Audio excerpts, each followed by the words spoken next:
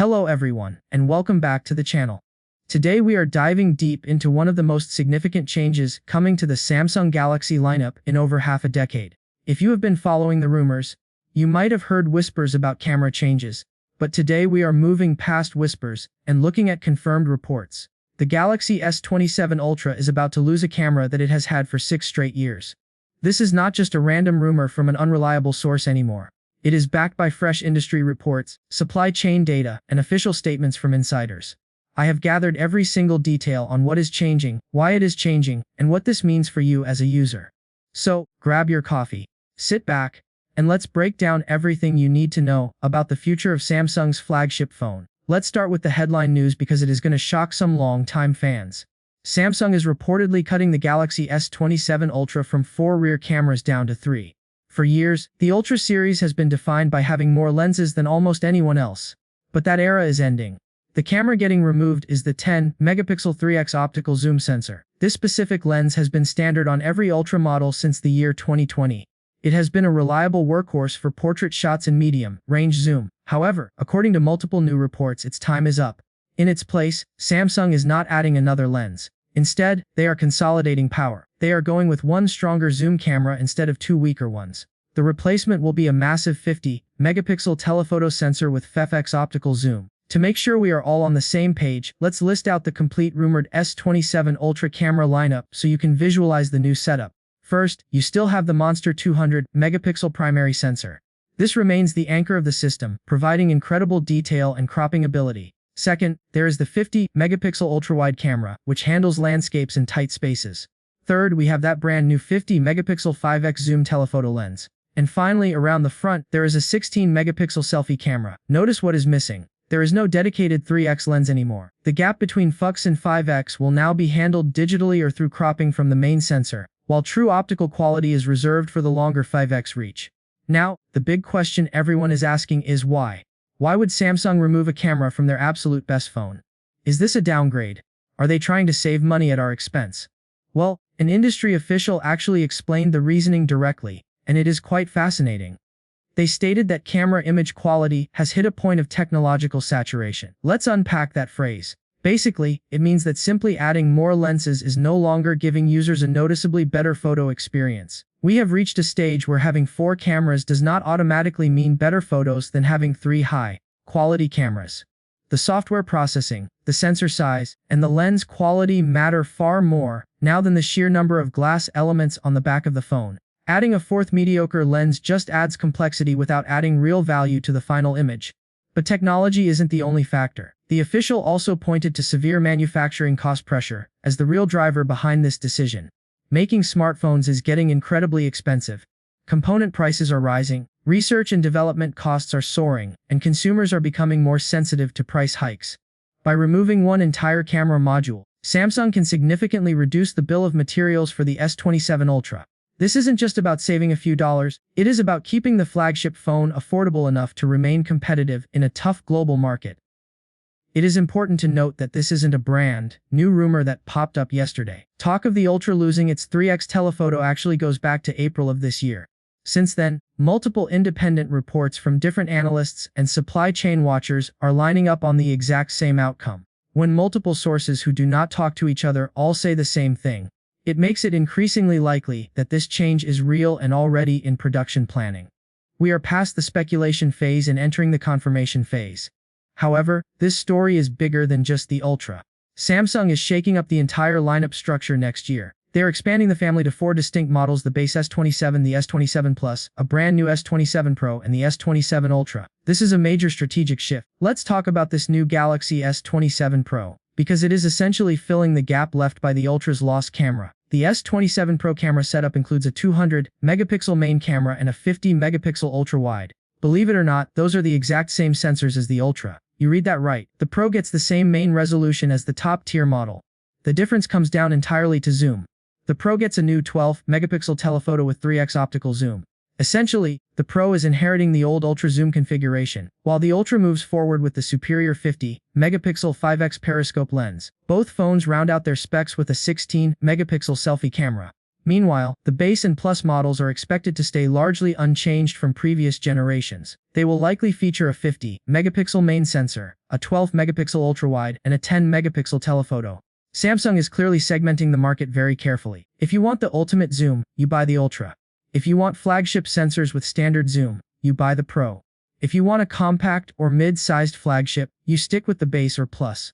As for who is actually building these complex camera modules, Samsung is not doing it alone.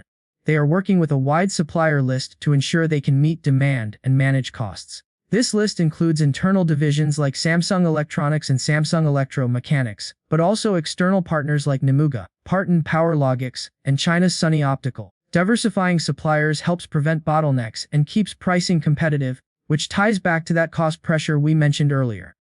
Now, I know some of you are worried. Losing a camera sounds like a downgrade on a flagship phone. But I want to argue that there is a real upside here. Cutting that zoom lens could help Samsung hold the line on pricing, especially with component costs rising across the entire tech industry. If Samsung can keep the S27 Ultra at the same price as the S26 Ultra despite inflation and newer chips, that is a huge win for consumers. Furthermore, removing a physical camera module frees up precious internal space. Smartphones are engineering puzzles where every millimeter counts. That empty space where the 3x lens used to be could let Samsung build a thinner, lighter Ultra. This would be great news if you are into ultra, slim designs or if you find current flagships too heavy and bulky. A lighter phone with better battery life and the same peak zoom performance is arguably a better device than a heavier phone with an extra lens you rarely use. There is also a bigger strategy at play here. Moving to 3 cameras instead of 4 is basically Samsung borrowing Apple's playbook. For years, critics mocked Apple for sticking with 3 cameras while Android phones raced to 4 or 5. But Apple understood that refinement beats addition. They stuck with a refined triple camera system and focused on making those 3 lenses perfect rather than adding a 4th mediocre one. Samsung seems to be adopting this philosophy of quality over quantity. The timing matters immensely because Apple is expected to bring a variable aperture camera to the iPhone 18 Pro and Pro Max. Variable aperture allows the lens to physically open and close to control light, similar to a professional DSLR. This could give Apple a massive edge in low, light photography and natural bokeh if Samsung doesn't respond. By simplifying their camera array, Samsung might be freeing up resources and space to potentially integrate their own variable aperture tech in the future, or at least to compete more effectively on core image quality. Speaking of competition and upgrades, let's talk about everything else changing on this phone. Because the camera is just one part of the story. The display is expected to be a stunning 6.9-inch flat QHD LTPO OLED screen. Note the word flat. Curved screens seem to be disappearing from flagships, and that is a good thing for durability and usability. But the most exciting display feature is a built-in privacy screen layer. This technology blocks people from viewing your screen at an angle. Imagine sitting on a train or in a cafe. The person next to you sees a black screen, while you see your content perfectly clear. In an age of digital privacy concerns, this hardware-level protection is a massive selling point.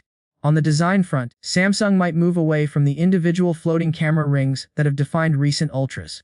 Reports suggest a shift to a unified or modified camera module.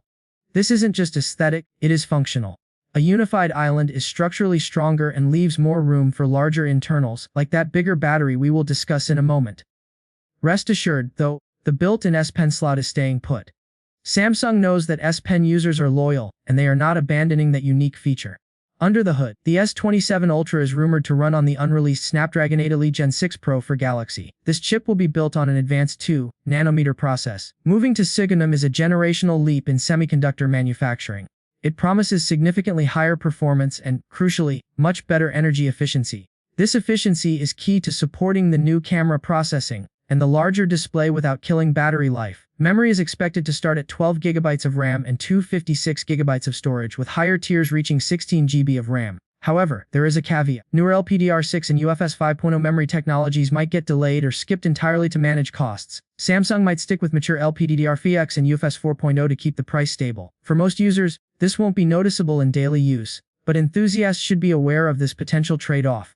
On the software side, expect the phone to launch with Android 17 and One UI 9. Early development strings for One UI 9.5 have already been spotted internally, suggesting Samsung is already planning post-launch updates. Samsung's software support is among the best in the industry, and this new version will likely include advanced AI features specifically tuned for the new 3-camera system. The AI will need to bridge the gap between WUX and 5x optically, making digital zoom look indistinguishable from optical zoom. And finally, let's talk about the battery, because this is where the S27 Ultra might see its biggest practical upgrade. The capacity is getting a real jump up to 5,700 mAh, with some test units even reaching 5,800 mAh. To put that in perspective, many current flagships sit around 5,000 mAh. This increase is powered by new silicon-carbon battery technology. Silicon-carbon anodes allow for higher energy density, meaning you can pack more power into the same physical size, or the same power into a smaller size. Combined with the space saved by removing the 3x camera and the efficiency of the SiC-M chip, the S27 Ultra could offer multi-day battery life in a slimmer body. This is the holy grail of smartphone design: more battery, less bulk. So, to wrap it up, the Galaxy S27 Ultra represents a pivotal moment for Samsung. Yes, it has fewer cameras, but it is a smarter setup. It trades redundancy for quality. It offers a slimmer design thanks to internal space savings. It brings serious upgrades everywhere else, from the privacy display to the silicon-carbon battery and the Samsung processor. Whether Samsung adds a variable aperture camera to compete directly with Apple remains the biggest open question. And honestly, it could matter more than the camera they just removed. If they can match Apple's optical versatility while offering superior zoom range and battery life, the loss of the 3x lens will be forgotten instantly. But if they fail to innovate elsewhere, critics will call this a cost-cutting downgrade. Only time and hands-on reviews will tell. I want to take a moment to reflect on what this means for the broader smartphone industry. We are seeing a maturation of the market.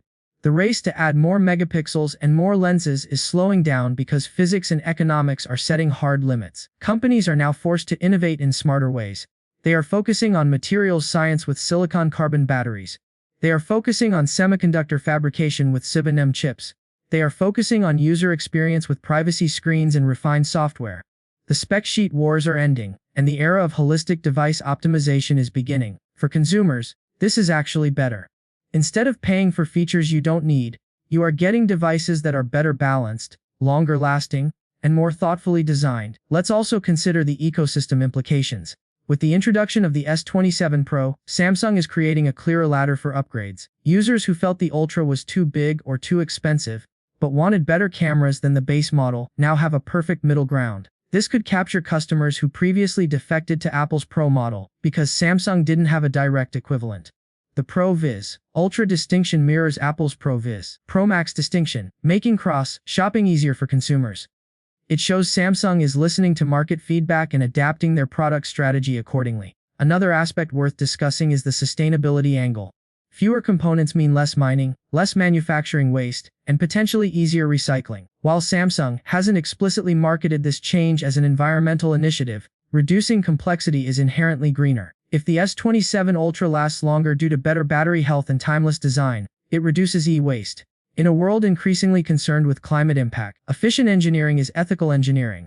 For photographers specifically, the transition to a 50MP 5x lens is exciting. High-resolution telephoto sensors allow for lossless cropping within the zoom range. You could shoot at 5x and crop into 7x or 8x with minimal quality loss, effectively giving you two optical quality zoom levels from one lens. This flexibility often outweighs the convenience of a dedicated 3x lens, especially when paired with modern computational photography. The 200MP main sensor can also cover the 3x range through intelligent cropping, maintaining excellent detail. So functionally, you aren't losing coverage, you are gaining resolution at the long end. We should also address the potential risks. If Samsung's image processing fails to smooth the transition between FUX and 5x, users will notice jarring shifts in color and sharpness. The success of this camera system hinges entirely on software integration. Hardware is only half the equation. Samsung's track record with camera tuning is generally strong, but this new configuration presents unique challenges. Early adopters should pay close attention to review samples specifically testing the intermediate zoom ranges. Additionally, the rumored delay of LPDDR6 and US 5.0 could impact future proofing. While current speeds are fast, apps and AI models are becoming more demanding. Sticking with older memory standards might limit the phone's longevity compared to competitors who adopt next-gen storage sooner. Cost management is necessary, but cutting corners on foundational tech can bite back in year 3 or 4 of ownership. Consumers should weigh immediate savings against long-term performance retention. Despite these caveats, the overall trajectory is positive. Samsung is making bold choices rather than safe iterations. Removing a legacy camera is risky, but it signals confidence in their new direction. It shows they are willing to challenge their own traditions to build a better product. In an industry often criticized for incrementalism, this kind of decisive evolution is refreshing. As we wait for the official unveiling, keep an eye on leaks regarding the variable aperture mechanism. That single feature could define the S27 Ultra's legacy more than the camera count. Also, watch for confirmation on the privacy screen's effectiveness and the battery's real-world endurance. These practical improvements matter more in daily life than theoretical spec advantages. Thank you for sticking with me through this deep dive. The Galaxy S27 Ultra is shaping up to be a fascinating device that prioritizes smart engineering over brute force. Whether you are a Samsung loyalist, an Apple switcher, or just a tech enthusiast, these changes affect the entire landscape. Stay curious, stay informed, and as always, keep questioning the specs. Because sometimes, less really is more. I'll see you in the next video where we'll continue tracking every development leading up to launch. Until then, happy researching and take care.